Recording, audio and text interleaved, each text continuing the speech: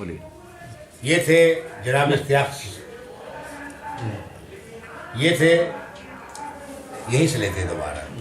اچھا، اب ان کے بعد دربھنگئی کے ایک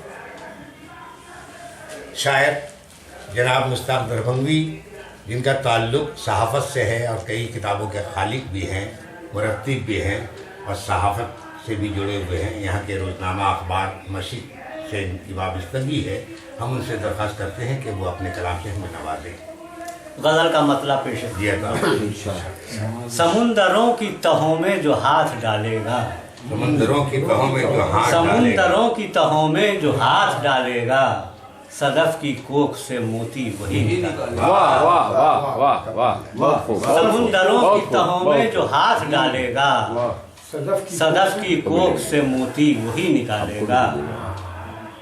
جو والدین کا کہنا کبھی نہ ٹالے گا، جو والدین کا کہنا کبھی نہ ٹالے گا، مجھے یقین ہے وہ جنت میں گھر بنا دے گا. جو والدین کا کہنا کبھی نہ ٹالے گا، جو والدین کا کہنا کبھی نہ ٹالے گا، مجھے یقین ہے وہ جنت میں گھر بنا دے گا.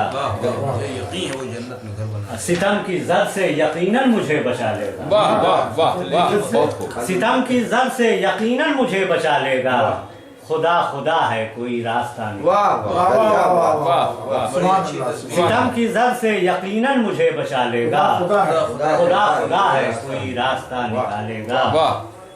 جو روٹھنا تمہیں آتا ہو روٹھ کر دیکھو، جو روٹھنا تمہیں آتا ہو روٹھ کر دیکھو، تمہارا چاہنے والا تمہیں منا لے گا.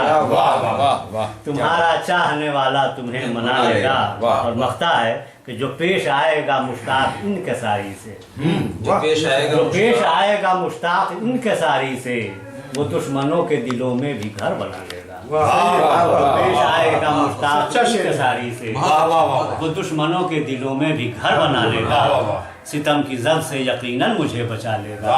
خدا خدا ہے کوئی راستہ نکالے گا. شکریہ.